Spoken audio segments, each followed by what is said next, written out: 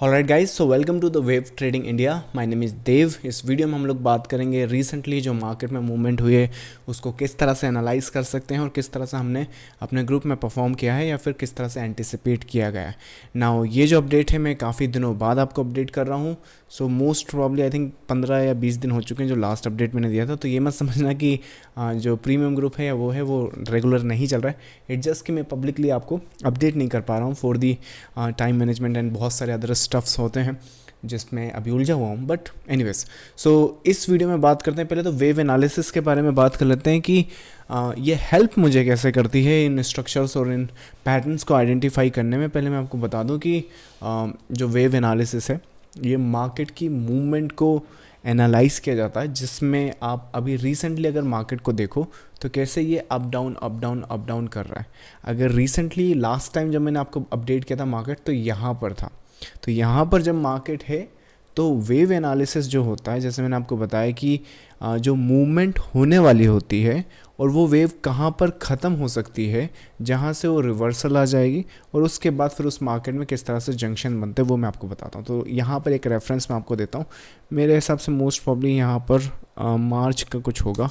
सो Nifty पहले मार्च में आपको दिखा देता हूँ। मार्च शायद ये होना चाहिए या परफेक्ट।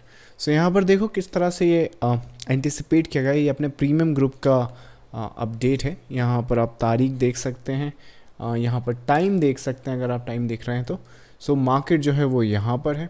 इसमें ज़रा देखो वेव एनालिसिस ही है जिसमें आपको ये पता चलेगा कि ये गिरती हुई वेव यहाँ तक जाएगी, उसके बाद ये वेव यहाँ तक जाएगी, उसके बाद ये वेव 750-700 के आसपास फिनिश हो सकती है। तो ये अपडेट मैंने आपको आई थिंक ये ऑलरेडी मैंने आपको अपडेट किया हुआ है। अब रिसेंटली अगर बात करें, जैसे आज का ही मार्केट है कि आज का जो मार्केट है ये आपको 200 पॉइंट अप दिखेगा।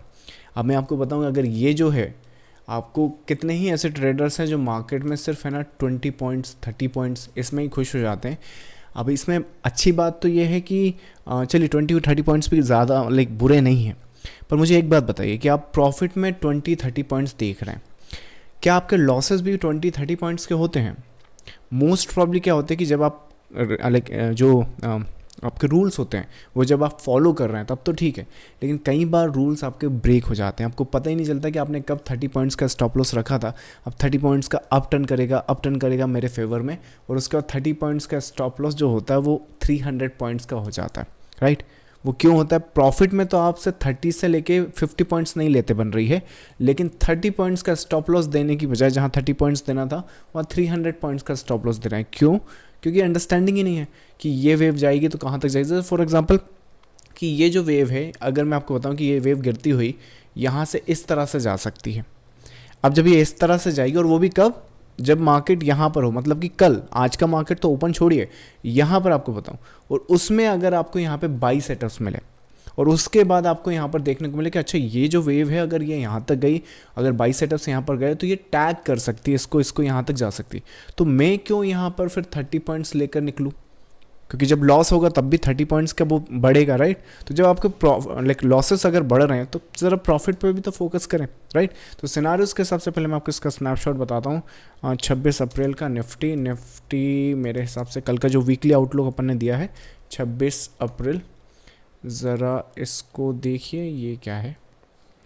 ये तो 2023 का है, चलिए ये एक अलग चीज़ है। मेरे हिसाब से निफ्टी 26 सॉरी कल तो 27 था, 28 था, सॉरी 28 ऑफ अप्रैल ये स्नैपशॉट है या। सो ज़रा यहाँ पर देखो, यहाँ तारीख देख लो, यहाँ भी तारीख दिखेगा, यहाँ भी टाइम दिखेगा 8:45 PM मतलब रात। यहाँ पर मार्केट है, टैगिंग यहाँ हो रही है।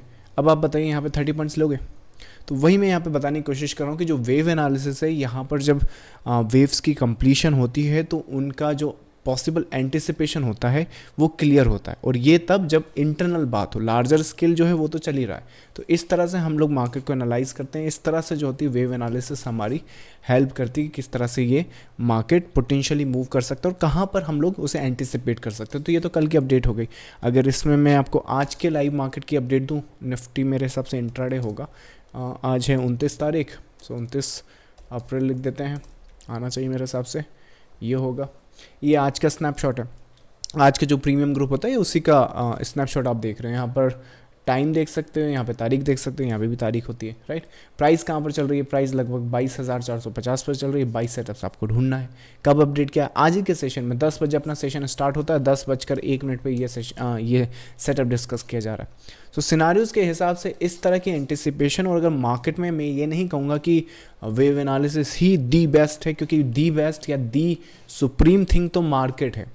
इसको समझने के लिए कुछ भी ऐसा नहीं है जो 100% आपके फेवर में कभी काम करने वाला है। As a matter of fact कुछ भी आपके पास अगर मान लीजिए 60, 70, 80% के आसपास की भी कोई रेंज का मेथड या एनालिसिस है तो वो ऑलरेडी होली ग्रेल है।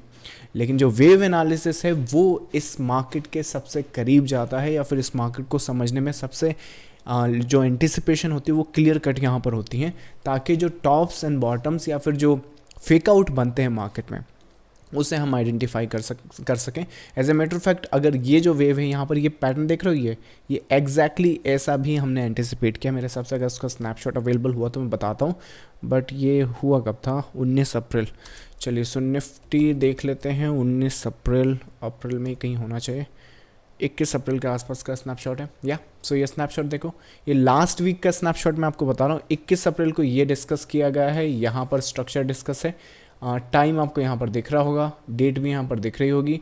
उसके साथ अगर दिख नहीं रही तो मैं इसको जूम कर देता हूँ, यहाँ पर देखो ज़रा। सो ये देखो यहाँ पे 21 अप्रैल संडे 12:52। अब ये स्ट्रक्चर देखो, जब मार्केट यहाँ पर है तो ये कंसोलिडेट करता हुआ 22,422 का एंटिसिपेशन है, इस फेज की बात हो रही। तो जब इस तरह के फेजेस आपको यहाँ पे पता चलते हैं वेव एनालिसिस में तो एक एज मिलती है ट्रेडर्स को। और अगर ये एज आपको चाहिए, अगर ये प्रीमियम ग्रुप में आपको ये अपडेट चाहिए, देखो दो तरह के ट्रेडर्स होंगे, एक तो जिनको वेव एनालिसिस आता है उनको बस एक हैंड होल्डिंग चाहिए, तो वो जो हैंड होल्डिंग है वो अपने प्रीमियम ग्रुप में आपको मिल सकती है, जिसका लिंक आपको इस वीडियो के डिस्क्रिप्शन में मिल जाएगा। ये सारे पैटर्न्स एंड स्ट्रक्चर अगर आप बुक से सीखना चाहते हैं या खुद ट्रेनिंग या वीडियो कोर्स से सीखना चाहते हैं तो उसका लिंक भी आपको इस वीडियो के डिस्क्रिप्शन में मिल जाएगा, जिसको समझ कर सीख कर आप वेव एनालिसिस की जो बारीकियाँ हैं या जो इसकी मास्टरी है वो कर सकते हैं। चलिए मैं मिलूंगा आपको नेक्स्ट अपडेट में। Until then trade with care and I will see you next time. Thank you so much, bye bye.